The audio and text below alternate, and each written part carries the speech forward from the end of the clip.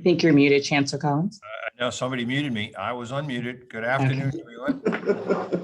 That wasn't very nice, whoever did that. It's wonderful to join all of you for today's campus event, Best Practices Supporting the LGBT Community. As is our custom each year in September, we come together as a campus community vis-a-vis our annual Convocation Week programming to mark the start of a new academic year. Our kickoff programming features signature university events like the White Coat Ceremony in the T.H. Chan School of Medicine and the Nursing School Pinning in the Tan Ching Fen Graduate School of Nursing, as well as community building and enriching events like our annual LGBT luncheon. And tomorrow we'll be having our ceremony in the Morningside Graduate School of Biomedical Sciences. I want to thank the Diversity and Inclusion Office and especially Jules Trobaugh for supporting, nurturing, and overseeing this Convocation Week program over the course of the last several years. Now, while we're gathering in a virtual format this year, I very much look forward to next September when hopefully we'll be able to return to a more traditional format, which better allows us to celebrate the rich diversity and welcoming spirit of our UMass Chan Medical School.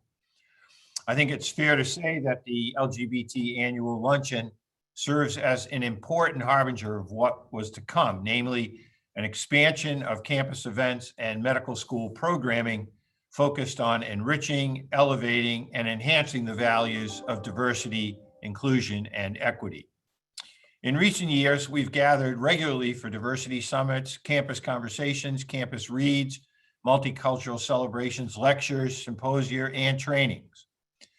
More of our community members, from students and faculty, staff, and partners, have become involved and engaged in the process. For me, it's quite heartening to observe the level of interest in and inspiring commitment to fostering an ever more diverse, welcoming, equitable, and inclusive campus environment. And I'm thrilled that our DEI efforts and activities have benefited from the addition of our outstanding Chief Diversity Officer in Dr. Marlena Duncan. Vice Chancellor Duncan began reaching out and partnering with key stakeholders from across our medical school to breathe new life, meaning, and vitality into our diversity, equity, and inclusion strategies. Given that diversity, inclusion, and equity are embedded throughout the pages of our Impact 2025 strategic plan, our DEI efforts underpin all that we're doing and will continue to do.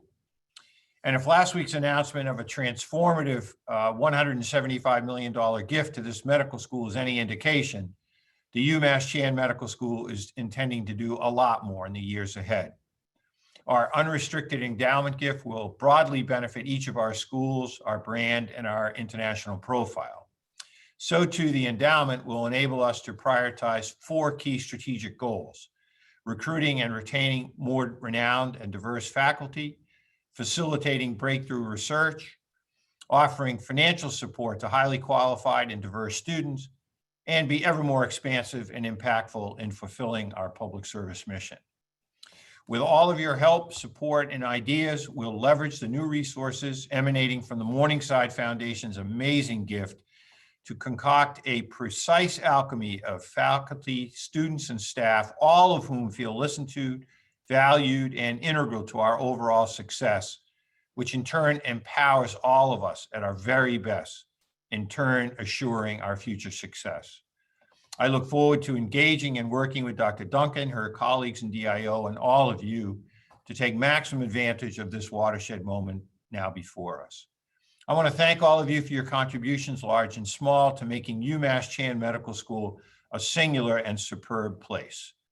And now it's my pleasure to turn the meeting over to Dr. Yasmin Carter, who will introduce our special guest, Mr. Ben Green. Thank you and good afternoon.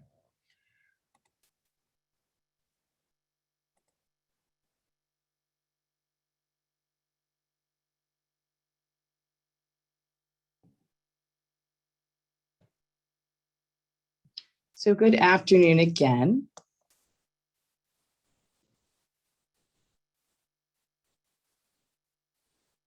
And instead of Yasmin, it's going to be me introducing Ben, because Yasmin is agreed to be on our panel this afternoon. So I really appreciate that, Yasmin. So Ben Green is our guest speaker and facilitator today, and he grew up in a town where he was one of only 2 transgender people in his town. So he's always been the designated educator. After giving a successful TEDx talk called Where You Were Sitting, he decided to go into education and advocacy full time, and now works as a public speaker and LGBTQ plus inclusion consultant. He has spoken and provided trainings in many different domains at HR conferences like Disrupt HR, DEI summits like Diversity Live in the UK and Pitt Diversity Forum. He's also provided training sessions for higher education institutions, including Washington University Medical School, Cornell ILR School, and Tufts Graduate School of Arts and Sciences. He recently completed his first book, My Blank is Trans, Now What? A guide to supporting all the trans people you know and the ones you'll meet in the future. This afternoon, Ben will cover a variety of topics. He'll do an overview of identity development and provide information to help us all have a common framework for understanding gender and sexuality. He will briefly review language and the significance of pronouns and highlight best practices for how UMass Chan can be a more inclusive and equitable environment. After providing that foundation and that common language for us, Ben will facilitate a panel discussion with members of the UMass Chan Medical School. The panelists are Dr. Yasmin Carter, Assistant Professor of Translational Anatomy and the Director of Scholarship and Impact for the DRIVE Initiative. Carla De La Cruz, Program Coordinator for the Diversity and Student Success Case Manager and Coaching Program and the Office of Student Life, and Jorge Sanchez, Director of the Office of Client Relations and Commonwealth Medicine. So we thank all of our panelists today, and as well as Ben Green, for being here. We really look forward to this program. So without any further ado, I'd like to have Ben Green take it over from here.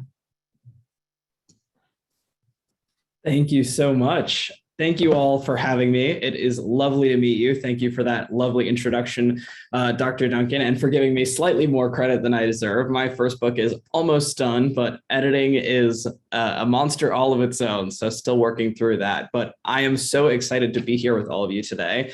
And I'm going to ask, I'm not sure who is sharing slides or the screen, but if you could pull that down so I could pop some slides up onto the screen, that would be lovely. Before we jump into kind of the panel discussion and some Q&A, I would love to do a quick overview of vocabulary terminology, just make sure that we are all on the same page. A couple of things that I want to just set up as ground rules for our time here together today is that there is no such thing as a stupid question. I am not here to judge you. I am not here to be upset about your question. I am here to help you all learn. My catchphrase is, I don't care where you're starting from. I just care that you're starting. So I'm so happy that you're all here today, and wherever you're starting from, thank you for being here. Feel free at any time to send any question in the chat, even if it's, hey, can you define that term a little differently? Can you make sure you explain this topic more? Whatever it is, I am here for you. I get to hear myself talk all the time. So I'm not here to talk for me. I'm here to talk for you. So please feel free to ask any question that you would like. You can ask it in the chat. You can come off mute and ask it. If you want to ask a question anonymously, you can send it to me or any of the panelists that you're comfortable with to say, could you ask this and remove my name from it? Whatever is the most comfortable for you, that works great for us. So thank you all for being here. And on that note, I'm going to pull up some slides, and so we can do a quick overview of some vocab terminology. Hopefully, even if you're familiar with this stuff, you'll learn something new today. So I want to start by using this infographic that I didn't create, but I love to use in all of my talks because it really neatly summarizes a lot of the key words that we use in these conversations. So the first two that I want to define and differentiate is your sex and your gender. When the baby is born and the doctor holds them up in the hospital and says, it's a boy, like in The Lion King. Sorry for that voice crack, by the way. Second puberty is so fun. I am going through middle school all over again. So when the doctor holds up the baby like in The Lion King and says, it's a boy, that is your sex that's assigned at birth. And that's usually based off of, at that time, your genitals, and is later based off of genitals, chromosomes, and other sex characteristics. So that's what we think of as your sex. Your gender identity is your internal sense of that being male, female, both, or something else entirely. And we'll talk in a minute about the spectrum of what different gender identities people might have. But that's the key difference there, is that sex is about what you are assigned at birth and your kind of biology, and gender is about your internal sense of that. Your expression is the way that you show that to the world, feminine, masculine, other, and it doesn't need to exactly line up with your gender identity. So an example of where I would fall on this chart, my sex assigned at birth is female. My gender identity is all the way over here. I identify as male. My gender expression is probably right around here. I like to do things that are seen as more, in general, I like to do things that are more masculine, but I also love taking long walks on the beach and taking baths and painting my nails sometimes. And something I like to highlight about gender expression as well is that all of the things that we've categorized as being for men or for women are completely arbitrary. And if you pick anything that has a gender assigned to it and you say, okay, but why is this only for men or only for women? Like nail polish, we say, okay, that's obviously very feminine. It's paint for your hands. Or tools, seen as very masculine. They accomplish tasks. There are lots of things that we've assigned categories. And so I like to do things that are more traditionally seen as masculine because I like to know that the people around me see me as male, but there's nothing inherently male about wearing suspenders and a bow tie. I just like the way that they look. So that's something that I like to highlight as well, that your expression and your identity can be different and it doesn't change anything about how valid your identity is. Down here, we have your attractions. That's your sexuality, or the LGB part of the acronym. And that's broken into physical and emotional attractions as well. So for me, physically, I'm attracted mostly to women, but emotionally, I'm attracted to anybody. So it's different for every person. And your sexuality and gender, while certainly related in many ways, are not the same thing. And the best way to remember the difference between your sexuality and your gender is that sexuality is about your relationships to others, and gender is about your relationship to yourself. So that goes over a lot of key words that we have here. And we're going to talk for a moment as well about the nuances of biological sex and gender identity. But any questions anyone has so far about any words that I've thrown at you in the last 5 minutes or so? Any questions so far? Excellent. All right. And feel free to send them in the chat if you have any. So I want to talk now about biological sex, because we have kind of a misconception that biological sex is a binary. For those of you who don't know the phrase binary, it essentially means one or the other, 0, 1, on or off, male or female, absolutely no gray area, no room in between. And the reality is that does not reflect, there's very little in this world. Some might say nothing that is truly black and white. So instead of binary, it's bimodal. There's the slide. Sorry, I'm having some slide trouble today. You'd think my computer science degree would help with that, but no one is immune to the woes of PowerPoint. So it's bimodal, which means that there are probability clusters. There are places where in general, people assigned female at birth have, no facial hair and are shorter, but I've seen the WNBA. I know that's not true 100% of the time. There are people who are born genetically or who are born intersex, either by having XXY chromosomes or a combination of different primary or secondary sex characteristics. So there are a lot of different ways that people can be born outside of what we see as the binary of biological sex. So there are these, again, clusters of probability, but even biological sex is much more of a spectrum than the easy buckets that we like to put it in. So that's something that I just love to highlight. And if this is something that's really interesting to you, I got this information and this graphic from Cade Hildreth. He is a transgender man and activist and educator. So I would definitely recommend looking him up. And he has a whole really fascinating article about kind of blowing up the idea of a binary of biological sex. So definitely would recommend checking that out if you're interested. So I want to talk now about the different gender identities people can have. And I like to do that using a brief analogy that I came up with in high school. It doesn't line up perfectly. It's just a way to start conceptualizing some of these terms. So we're going to imagine that for simplicity's sake, when people are born, they're born sitting into one of two types of chairs: firm, tall stools and soft, squishy armchairs. And this chair is going to represent your biological sex. So we've all sat in a chair before. When you first sit down, you feel the chair you're sitting in, but if it's comfortable, you kind of stop feeling it. Most people never feel their chairs. They are comfortable and content to stay in their chair for all of time. They identify as what's called cisgender, or having a gender identity that's the same as your biological sex. Whether or not you know it, most of the people on this call probably identify as cisgender. It's not a bad thing, it's just a vocabulary word. Now, we've all sat in a chair before that's uncomfortable, right? And when you're sitting in a chair that doesn't feel right, whatever the reason, you are constantly aware of that. It's too tall, it's too short, whatever it is really hard to focus. So this feeling of discomfort or distress due to a mismatch between someone's biological sex and their gender identity is what's known as gender dysphoria. I want to highlight that trans people aren't a monolith, and so nothing that I say is going to apply to every single transgender or non-binary person. These are just some general definitions. So not every single trans person experiences gender dysphoria, but it is something that is generally more common, and it essentially just means feeling really uncomfortable in the chair you're sitting in.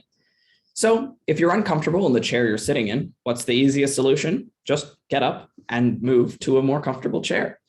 Top two things to note about the ways that someone might move their chair.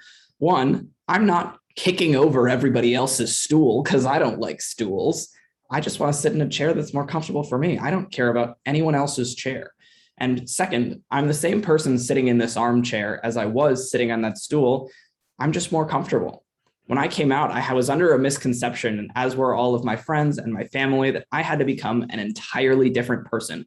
I abandoned all my hobbies, all my friends, tried to put on a super toxic masculine, I'm very aggressive, I'm very strong front, and I felt like I was putting on just as much of a performance as being a girl did. And it wasn't until I realized I'm still Ben if I like the same movies and read the same books. It doesn't make me any less of a man. It makes me more of me. So I didn't have to change everything about myself. Obviously, some things changed, but I was still that same person. I just had a bigger smile. So those are some things I like to highlight if you have a friend or family member that's transitioning, are good reminders to keep in mind. So this explains the most binary of identities, but we've learned that there are a lot more ways to identify than male or female. Gender exists on a spectrum from male to female, and people can identify anywhere along that spectrum, above the spectrum, off the spectrum. I have it here as a line, but in reality, it's much more of a ball of yarn. So people can identify anywhere outside of that binary that they choose. So how might that fit into our analogy? Well, maybe someone wants to sit in a chair that's a little bit softer than a stool, but a little bit taller than an armchair.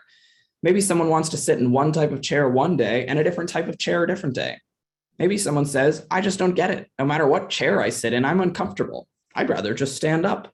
People can identify as gender fluid, agender, and a whole host of other identities, most of which fall under the umbrella term non-binary, which means, you guessed it, not binary, or not one of the two binary genders, being male or female. So an umbrella term means that there are lots of different terms that fall under that umbrella together. So I want to pause for a second and let you in on a little secret. If this is something that's new to you, you might be saying, I don't know, Ben, kind of sounds like there's a lot of things to keep track of. I've been hearing about so many identities and I don't know how I'm supposed to remember it all. And I'm going to let you in on my top secret, which is you don't have to remember it all. This is my entire job. I don't know every single gender identity and I never will. But you know what I do know? The identity of every person in my life who matters to me. So when someone comes to me and says, hey, Ben, I identify as agender. Let's say I've never heard of that before. I say, number one, I am so thrilled that you are comfortable enough with me to tell me. That's fantastic. And this is something I haven't heard a lot about. Are you comfortable sharing more information or your story, or is there a place I can go to learn more? And then let's say I go and do an hour of research, read the book they recommended to me, and I still don't get it at all. I go back to my friend and say, hey, I'm so glad that you shared this book with me. It was a wonderful resource. I don't quite get it, but the only person who needs to be an expert on your identity is you. All I need to know is what I can do to be a good friend and an ally to you. And I am happy to do that. So you don't have to break out your Anki or your flashcards or whatever you need to be memorizing every gender identity. I'm just suggesting that you be open to the probability that you'll meet people with an identity that's new to you. And that's totally okay. Be honest, ask questions, and you'll be able to learn. And that's how we'll all get through. Something else I want to highlight is while this might feel like it's new or a trend, the reality is that trans and non-binary people have been around for a really long time. So this is a map. It's not exhaustive, but it is a great place to start of cultures all over the world that have gender diversity. So identities other than male or female or have trans people.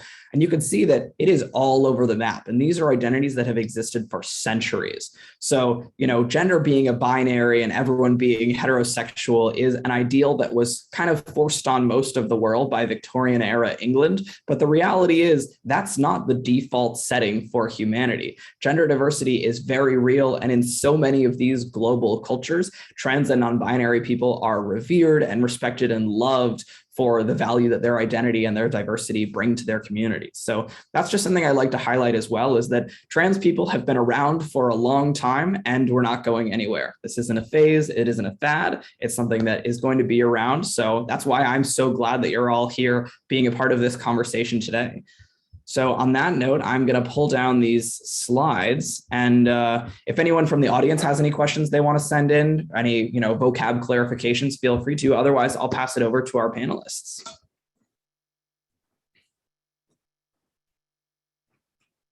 Awesome. Well, I'm going to get it kickstarted with the first question.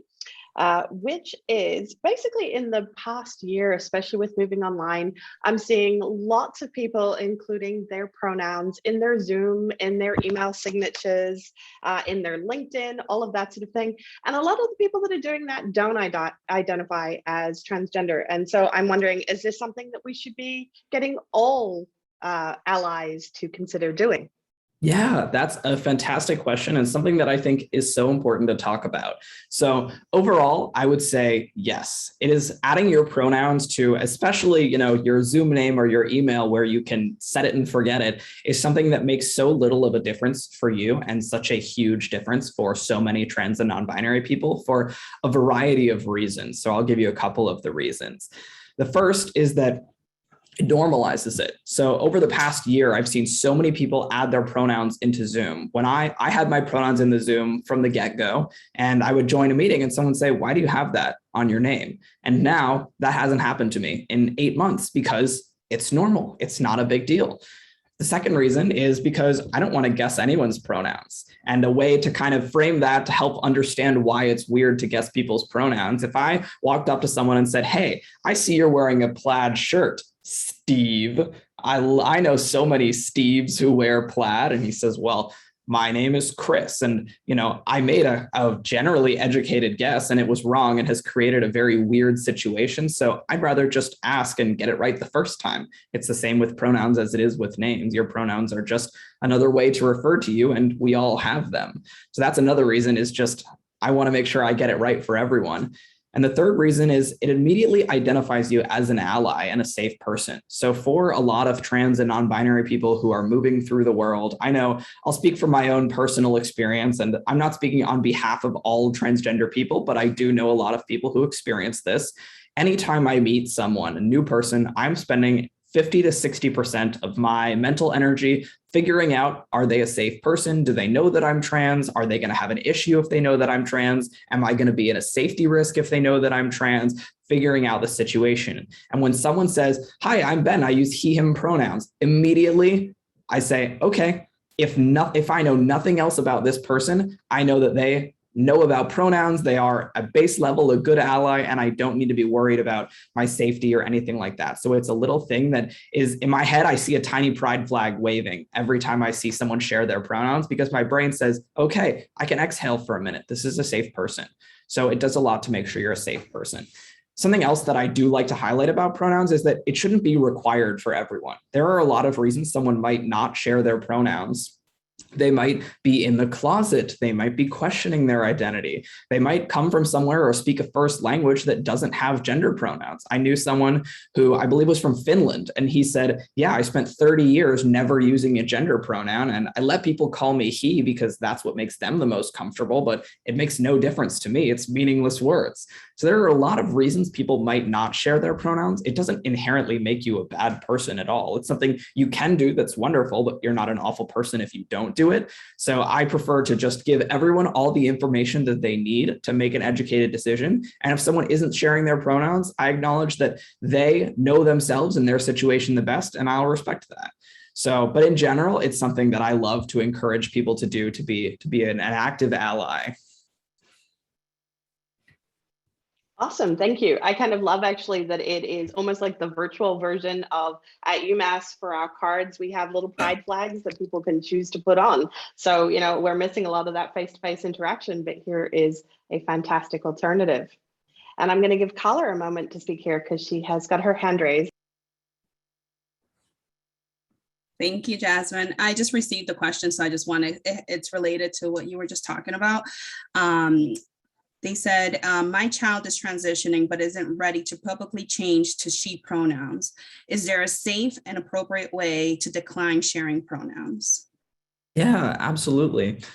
So unfortunately, it is kind of hard because declining pronouns in and of itself is in a way outing your child, because it's saying there's a reason that you can't know about the gender identity of my child. So it's hard. I really wish that I had a better answer, and that's such a difficult position to be in. I would recommend talking to your child and saying, would you prefer that, you know, if you really wanted to stay a secret, which is completely fine. If, you know, you're not ready to come out, I can use your, you know, the pronouns that correlate with your gender that was assigned at birth. And then when we're in private, I will make sure that I'm using the right pronouns. And so kind of switching based on who you're around, which is a skill that takes a little bit of practice, but can be a workable strategy. That's what I know I did. I was in the closet for about 2 years after I came out to myself.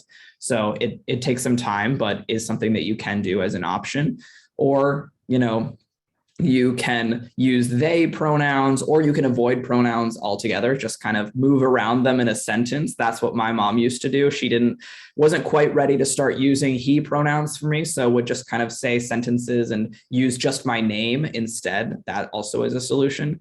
It's a really hard spot to be in. I'm sorry that I don't have a better answer. If you want to reach out to me privately as well, I do free coaching for parents and families of trans youth, and I'm more than happy to help you talk through and see if there's anything I can do to support you. But I wish I had a better answer. I would say just avoid them, use name only, or talk to your child about what would be the least uncomfortable for them to hear, because the most comfortable would probably be the right pronoun. So what would be the least painful for them?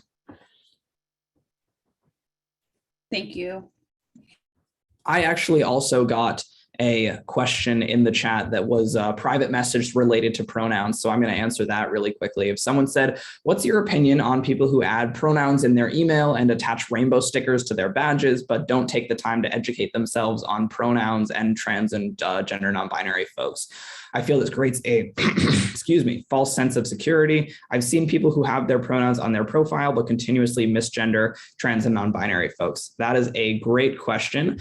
I would say those people, my hope would be is that at least they're open to being kind of called in.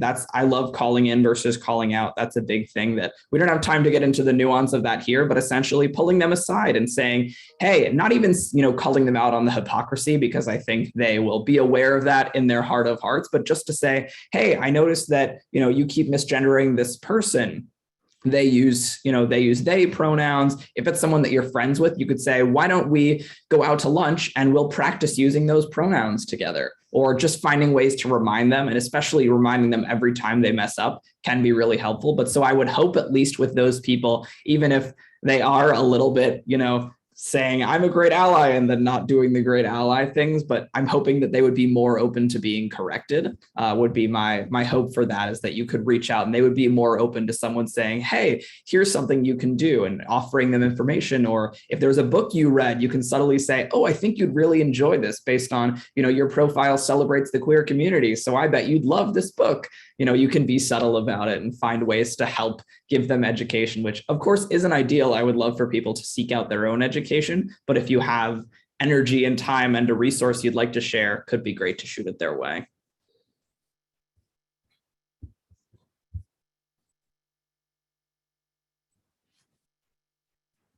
We do have a question in the chat around what the actual meaning of the word, the pronoun they is. Yeah, absolutely. So they, them pronouns are a singular pronoun used for one person that typically people use if any of the pronouns that have kind of a gender attached to them don't feel quite comfortable. And I want to highlight that they, them pronouns aren't new. Their first recorded use was in 1375. So they've been around for a very long time. And we all use them in our day to day. So think of an example. If you're sitting in a coffee shop and you see a wallet on a table, would you pick it up and say, hey, someone dropped his or her wallet? If you've seen him or her, let him or her know so I can give it back to him or her. No, you'd say, hey, somebody dropped their wallet. If you've seen them, let them know so I can give it back to them. There's no reason it needs to become any harder just because you've seen what the person looks like. So in general, it is a pronoun. Again, this is a generalization that is not true. Nothing I say generalizes to all people, but people who are non-binary usually like to use they, them pronouns. But there are a lot of people who choose to use them. But essentially, it just is a pronoun that doesn't have male or female gendering attached to it. But it is a great question. Thank you for asking it. It also is in the dictionary, which was the word of the year a few years ago, which I loved.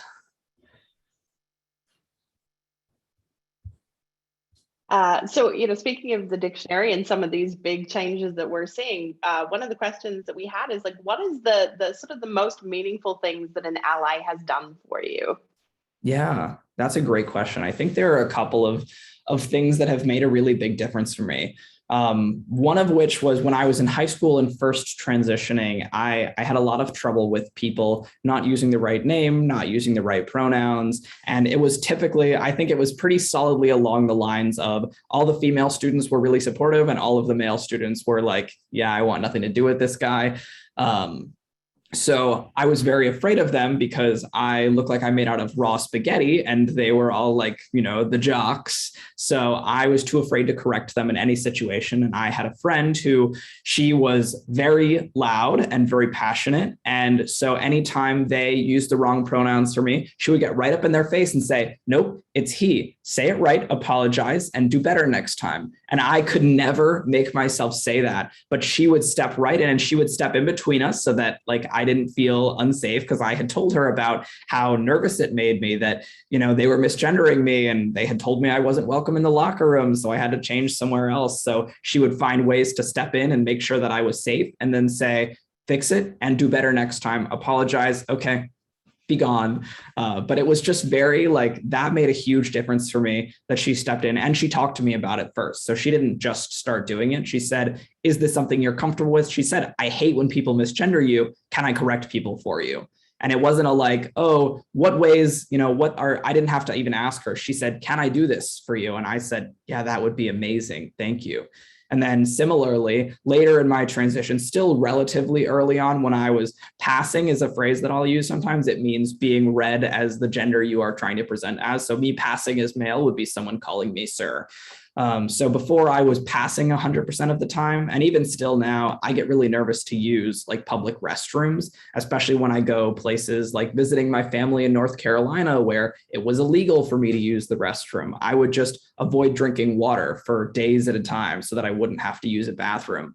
And I was just really scared that someone was going to decide that I didn't belong in there and find a way to let me know that. And when I told my dad about this, he said, well, not a problem. And we created a little hand signal. So anywhere we are, if I need to go to the bathroom and I don't feel quite comfortable, he'll just come in and wash his hands and I'll use the bathroom. And I feel metaphorically, I feel like I can breathe. Literally, anyone who's been in a men's bathroom knows that that is not at all possible or responsible. But metaphorically, it really made me feel oh, I can go out and do an activity that's more than 4 hours because I can use a bathroom in a public place.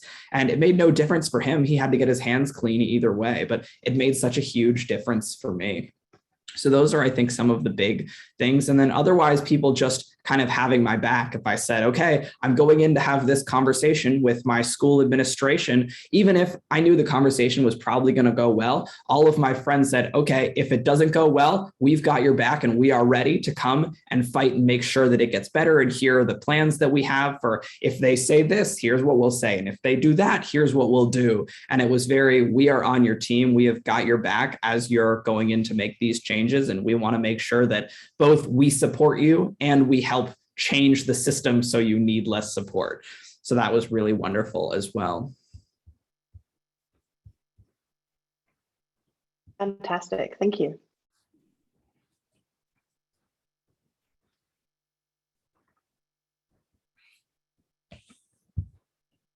So I believe Anne has the next question. Hey, Ben. Hello. How are you? What should you say when people say anti-transgender LGBTQ things? Yeah, that's a great question. I would say whatever group you're in, if you hear people making a comment that is homophobic or transphobic, or we can even broaden this and say, if you hear people saying anything that's, sexist or racist, I would definitely recommend stepping up and saying something. And, talking about what I mentioned before, that calling in versus calling out, it doesn't have to be a like, whoa, you're super racist, you're super transphobic, and like put them on blast in front of everyone, because that tends to make people walls go up. They shut down. They're not here to talk about it. So if it's someone that you're good friends with, I would recommend pulling them to the side and saying, hey, you just made a comment, and I don't know if it was transphobic on purpose, but here's why that was kind of offensive. And, would you mind not saying that anymore? And so I would definitely recommend pulling someone to the side and chatting with them. If there's someone who's in a position of power over you, if it's a professor, or if you're shadowing and you see a doctor say that, or, whatever it is, I would find someone who is at a higher power level than you to be an ally in a conversation with that person, to make sure that, you don't have any unfortunate or unforeseen consequences.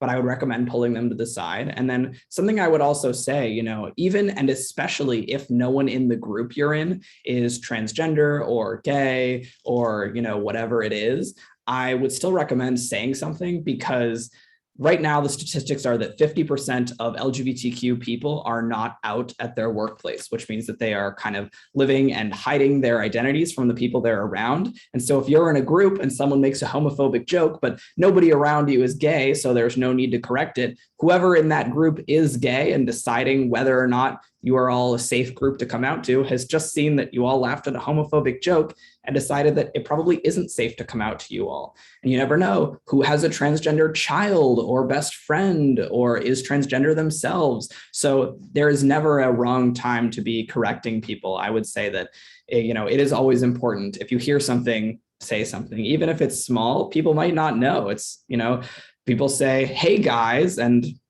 that's something that can be exclusive to women and non-binary people. And it's a small thing, but it makes a big difference. Thanks, Ben. That actually addressed the question that I had in terms of, the fact that we may not be aware or certain of the way an individual identifies at the individual level, but even at the organizational level, we may not know, based on data that we are able to capture, what is the representation of LGBTQ folks across the organization on our teams and business units. So I think, it's critical as you're thinking about the culture here, how important it is to stand up for anti-LGBT or transgender language. So thank you for addressing that there. But as many of us may know, having come out and that process, and oftentimes it's multiple processes, you alluded to this earlier, I think the importance of, our position as allies, colleagues, staff is, what should someone do when someone comes out to you? And how do we make sure that it's not just a one-time acceptance or response? That how do we set up a place of safety that we can check on folks as they continue to go on through their process or transitioning?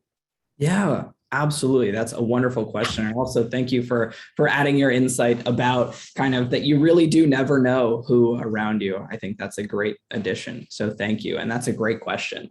I would say the first thing to do is just pause and have a recognition that this is a wonderful moment, that someone has decided that you are a safe enough person and a good enough ally that you are worth coming out to. And that's really, really wonderful. So when someone comes out to me, the first thing I do is I say, thank you so much. I'm so proud of you for having this conversation. And I'm so thankful that I'm someone that you are having that conversation with. That is a really, really wonderful moment. So it's okay to pause and smile and be happy about that moment with them for a moment. And then, it depends on what your role is. If you're a manager, if you're a parent, what the dynamic is. But the key things I would do, number one, is acknowledge for yourself that it's okay not to have the full information and not to know everything in order to be supportive. So for my parents, when I first came out, they said, okay, we don't quite get it, but we love you and we support you and we'll figure it out. And so over time, they learned more, and I wasn't asking them for any immediate changes, but they learned more and their support grew as they learned. But they didn't say, well, wait, we need to look it up before we're going to be supportive. We need 100% understanding before we can decide how to love you. It was, okay, we're here for you no matter what. And we're going to do some more research and learn more. So, even if you're a manager, you don't have to tell your employee that you love them no matter what. But you can say, okay, I don't 100% understand what this entails, or this identity is new to me, but rest assured you have an ally in me, even if I need to take the weekend to go and read a book you recommend to make sure that I am using the right language and being supportive in the best way. So you don't have to know everything from the get-go. And then I would say every person, just like any other person, no two trans people are alike. People might be coming out at different stages of their transition. So for me, when I come out to someone right now, I've already gone through a lot of medical transitioning. I am living the way that I want to be living. So there aren't that many things that people need to do with that information besides like high five me or something. So I say, okay, transitioning is something that I have done in the past. I am a transgender person. I used to live as female. Versus if when I came out 7 years ago, it was, okay, I'm coming out and I would like to change my name and I'm going to start going through medical changes and changing the way I present. So there are different kind of stages of transition that people will be in. Not that it's a linear process or that there is kind of an end goal, but there are different places people will be in their lives. So I would talk to the person and say, okay, what are you hoping to accomplish? What can I do for you? What needs do you have? And come up with kind of a plan with them to say, okay, have you come out to other people? Do you need help coming out to other people? Are you hoping or planning on going through any medical transition? And should we start working on any time off for that? Talking through what are the things that you need and what can I do to be a part of that? And then based on what they say, you can reach out again. So if they say, okay, I need help having a conversation with my direct manager or with the rest of my team, or, if they're a student and they say, I need help talking to my peers and making sure that all of my peers know what my new name and new pronouns are. You can reach back out if they haven't reached out to you in a few weeks to talk about that, to say, hey, any word on, are you ready to talk to your peers yet? Because that might also take time to be ready to have that conversation. But so based on what they share, to circle back and say, how are you feeling about this? Is there anything else I can be doing? You mentioned you were worried about how your coworkers would respond when you cut your hair short. How did that go? So kind of checking in based on the things that they shared with you. Excellent. I also got a really interesting message in the chat that I want to answer really quickly. Someone said, is there a point where you stop wanting or needing to be recognized as transgender and are just your chosen gender, just male, not trans male? And I think it's a really interesting question that I've heard a lot of. And essentially, the way that I will phrase it is that my being trans is not an asterisk on the way that I'm being a male. I'm not a male but trans. Trans is a way that I experience being male. For cisgender men, there are so many different ways that they experience being men. And for cisgender women, there are so many different ways that they experience being women. And trans is one way that people experience being a man or being a woman. It's an adjective, and addition, not a detractor or something that makes me not quite a man. It's just a way that explains my experience. So I could be a bodybuilder man. That would be very different from my experience as a nerdy man versus as if I was a Black man. That would be, again, not an asterisk, but an addition into the way that I would experience being a man. So there are a lot of different things that change our experiences, even if we all fall under the umbrella term of men. But it's a great question. Thank you for asking it.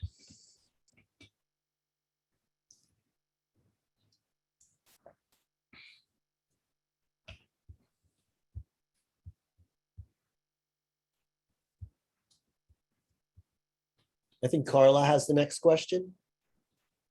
I'm sorry.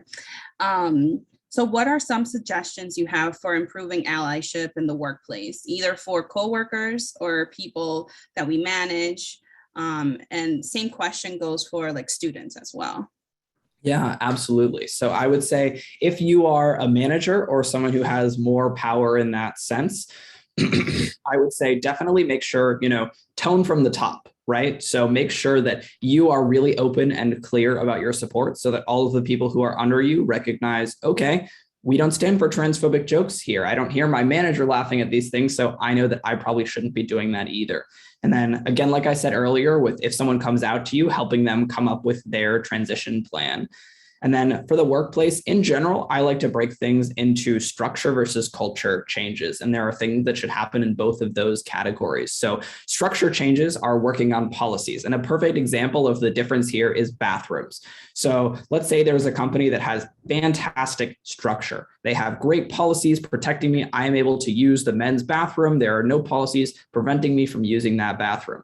But if there's no positive supportive culture, if I go into that bathroom, everyone that's in there is going to stare at me, judge me, wonder why I'm in there. Someone might say something, versus if there's so much work put into the culture and everyone will be totally supportive, but I'm not technically allowed inside that bathroom, I still can't use it. So you need a balance of both structural change and cultural changes. So I would say anytime that you do a structural change, pair it with education. Make sure, okay, we're adding a pronoun line to our emails. I've seen a lot of companies say, great, we're adding pronouns to our emails and not explain anything about why besides saying, oh, it's a great way to be an ally for trans people. And so many people are like, what?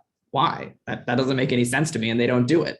So making sure that you pair them together to say, okay, we're adding pronouns to our email signatures. Let's have a conversation about it. Here is a great documentary to watch. Here's a book to read to understand more about why this matters. So pairing those together would be a great thing to do.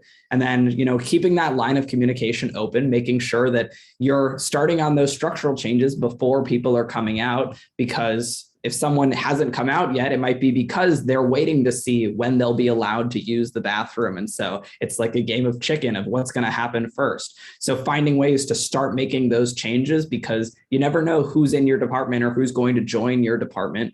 And same with students, make sure you're being inclusive about your language and your class policies to make sure that if there are students who aren't comfortable coming out yet, they are then able to say, okay, I've identified this as a safe professor. I feel like I can come out here. So be active before you know you need to be active. Make sure you pair education and action together to make sure that they both are effective. Those would be kind of my biggest tips. Thank you so much. There's also some chat questions. They're asking if you have any great resources you'd like to share, as they would love to add that to our resource list. Yeah, absolutely. I know that I have, actually, this is a great place for me to plug the transition support guide that I worked on developing with the Office of Diversity and Inclusion. So I'm not sure if there's anyone who has the link to that and can send that in the chat or can send it in a follow-up email. I should have pulled up the link before, but I worked on creating a whole guide for faculty and professors and staff for how to support someone who comes out, and some more resources on the conversations we're having here today as well. I would recommend documentaries like Disclosure. That's a great one. TV shows like Pose. Pose is technically fictional, but shares so much kind of light and beauty about the experiences specifically of trans people and trans women of color in the kind of the height and beginning of the AIDS epidemic. So that's a really wonderful story. Definitely a fantastic place to to start there. And then if there are any specific kind of book recommendations people would like, you can see my bookshelves behind me. These are like my babies. I could spend 2 hours just talking about books. So feel free to shoot me an email about the kind of books you like, and I can send you recommendations based off of that. But I'm not going to spend all of our time today talking about those. I also got a really great question in the chat about data collection of how to ask gender questions, which is always an important question that I've been getting asked and love to answer. So data collection, the way that I like to do it, ask yourself why you need that data. Is it actually relevant to what you're doing? Sometimes it is, and sometimes it isn't. So if it isn't, just remove it. And if it is, typically what I like to do is ask gender identity. So male, female, non-binary, questioning, and then kind of a fill in the blank. I like to avoid using specifically the word other because I don't want people to say other. I like to say, what feels best for you?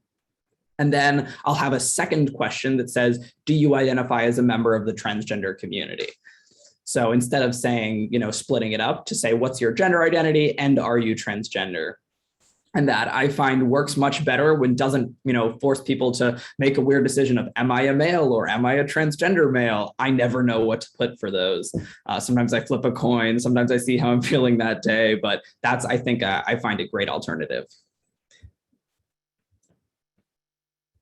I know technically we are approaching the formal closing of the event. I would love to just let everyone know that while the official end time of the event is 1 o'clock Eastern, I always like to stay around for a virtual hangout while they clean up the chairs kind of discussion where anyone can stay around. You can come off mute. It'll be more informal. We'll stop the recording. But so I'll be hanging around for some extra time, as will, I believe, a number of our panelists to answer any additional questions that you all have. I also want to pull up, we had a slide that Yasmin made with some wonderful resources that people can turn to for within the UMass Chan community that are a lot of really wonderful things. So I'll just put these up on the screen so that you all can take a look at them while we start to close out the formal event. I know we've got a couple minutes before the dean is going to close. So if there's 1 or 2 more questions, that now would be a great time to answer them. Yeah. Ben, can you hear me? Yeah. So I just wanted to close in terms of questions. We started to talk a little bit about the systemic sort of cultural piece and building out our community and the culture. But I'm wondering if you could just speak very quickly to some of the protective policies that we know our organization or many organizations or inclusive policies that really should be in place, because it's not all smooth sailing. There are hiccups along the way. So for those of us in the LGBTQ plus community, thinking about where we might go to find out what protections are in place for us, or where managers can go to identify those protections as they're going through one-on-ones, or if individuals are coming out and seeking support by way of the policies. Can you speak a little bit to those? Yeah, absolutely. So there are a couple of different questions layered into that. One is what is there, and one is what can or could or should be there. So what is there, I think, is a perfect question for the Office of Diversity and Inclusion, and for any of the resources that are listed on here. So those are definitely great people to reach out to in terms of the specific policies that UMass Chan has. In terms of, in general, policies that I think are great examples of inclusive policies, the obvious one is including trans and gender transition related care in company health insurance is a fantastic one. In terms of taking time off for doctor's appointments, acknowledging that transgender people might need a little bit of extra time to get to a doctor because there are less doctors who are very well educated about the trans community. So my dentist, I might have to travel extra far to go to the dentist because I've had previous dentists ask me a lot of weird invasive questions about me being trans. So all care is gender affirming care, and it might take a little extra time to get to an educated and comfortable provider. So having more flexibility for time off. And then some other ones that might not pop into your head immediately on your radar as inclusive policies are things like parental leave. Is there leave for or parents who are doing IVF? Is there any support for that? Or, transgender men or non-binary people who carry babies, are they able to, take time off to be with those children? Or, queer couples, are they able to get the same amount of leave as someone who gave birth to a child would, having that equal leave for everyone?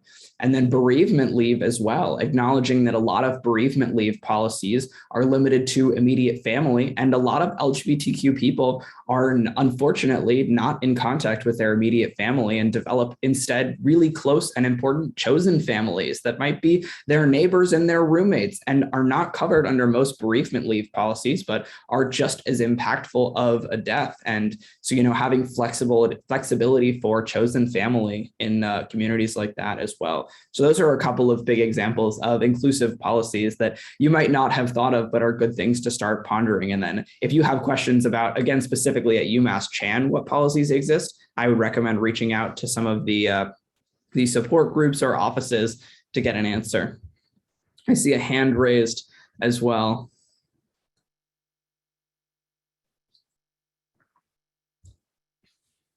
Hi, this is Jules. I just wanted to point to our website as well. So there are LGBTQ resources on our website at umassmed.edu/LGBTQ. Thanks. Thank you so much. And if you want to put that in the chat as well. Oh, I see it's in the chat already. Great. Thank you. I know we're technically at the official end time, so I'll pull down these slides so that we can allow the dean to close out. But then again, thank you all so much for having me, for inviting me into your space. It's been wonderful to be in community with you all. If you can't stick around, it's been lovely to virtually get to spend some time with you. And if you can stick around, we'll keep chatting in a few minutes. But at this point, I'll hand it over to the dean. Great. Well, thank you, Ben. Thanks so much for the presentation, for the talk, for the engagement with our panel, and also for helping us along our journey to keep educating ourselves and each other. I think the kind of universal key here is caring of and for each other, and trying to be open to including everyone in our community. And of course, we have another layer of responsibility for that as the faculty for a number of learners, and also as care providers on the healthcare side, and training the new generations of healthcare providers. So thank you, and thanks to Dr. Duncan and everyone else who participated in putting this thing together. And also thanks to the Chancellor for your support. I do have a brief announcement, so I will do that right now. Last year at this same event, we were privileged to announce the formation of a new scholarship fund, which was established by anonymous donors to support students who are actively engaged in QMass. The scholarship fund was named in memory of the late Dr. William Thomas O'Byrne, who was a clinician and faculty member at the University of Alabama School of Medicine, who died in 2018. A brilliant and compassionate physician and very gifted educator, Dr. O'Byrne distinguished himself as an ardent and influential advocate for LGBTQ learners in the healing professions and biological sciences. At last year, we also announced the first two recipients of the O'Byrne Scholarship Fund, and I am pleased to share with you today this year's recipients. They are Hannah Borstein from the Tang Chin Feng Graduate School of Nursing, and Khan Apaitan from the T.H. Chan School of Medicine. Please join me in congratulating Hannah and Khan for this honor.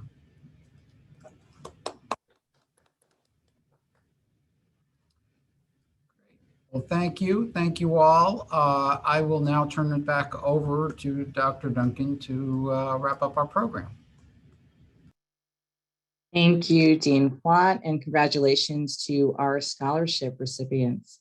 Wonderful program. I always love programs where we can build some awareness, but then also take away some tangible actions that we can do and ways that we can immediately start to make our space more inclusive. So again, thank you, Ben. And I also want to, a special thank you to Mary Parent, who also brought Ben to our attention and recommended him for us to be a speaker today. So thank you, Mary, for the recommendation. As was mentioned during the program, there are lots of resources that we have to share with you. We will send out an email with the resource guide that Ben created. Amy Reyes, who's our new librarian for diversity and inclusion, also has put together a LibGuide, which we also will share. So again, thank you for your time this afternoon and have a wonderful rest of your Monday.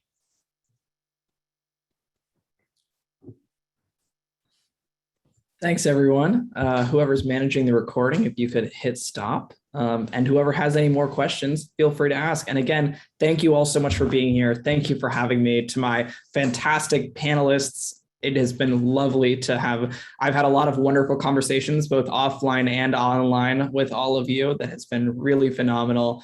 For everyone that organized, thank you so much. It has been great to be in community with you all. Thank you.